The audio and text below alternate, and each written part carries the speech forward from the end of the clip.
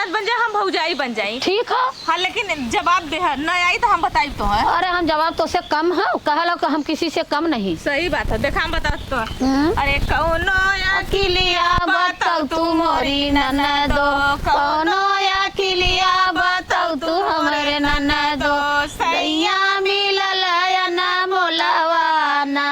अरे कौनो अकेलिया बताओ तू मोरी ननदो, सैया मिलल या ना मोलवाना। तो ननद रानी तारे बहिर रानी का कहानी बताई कहानी ना। अरे दलिया में नुनवा चटक कइलो भौजी, दलिया में नुनवा चटक कइलो भौजी, गरजो मारे भैया बोली है ना। अरे दरिया में नुनवा चटक कइलो भौजी, गरजो पारे भैया बोली है ना।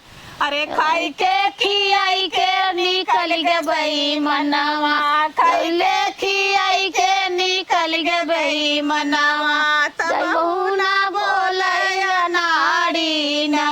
अरे तब नोया किलिया बताओ तू मोरी ननदो, सैया मिलल या ना बोलवाना।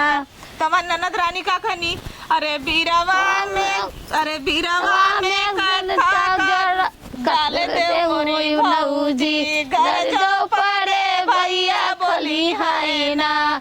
अरे कुछ के कुचा के निकल गे बई मनावा, कुछ के कुचा के निकल गे बई मनावा, तब ना रोलया नाड़ी ना। अरे कुछ के कुचा के निकल गे बई मनावा, तब ना बोलया नाड़ी ना।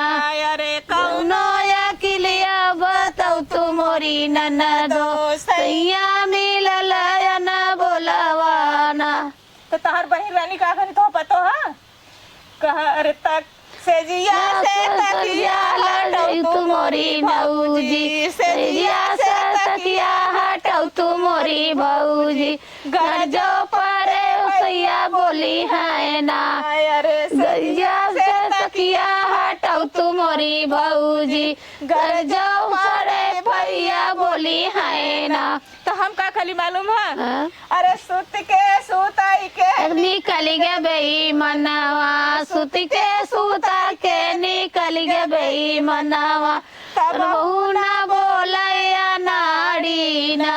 अरे सुत के सुता के निकल गे बई मनवा, तब ना बोलया नाड़ी ना। तोरे भैया के ई करता है बतावा का करू। ये बोलबा ना करिए तो का करब इनके। जा जा तू कर्तव्य सही हो ना। हमार कर्तव्य तो सही है ये है। हां जा देखलो और का देखलो तार भैया हम गइलन डांट के।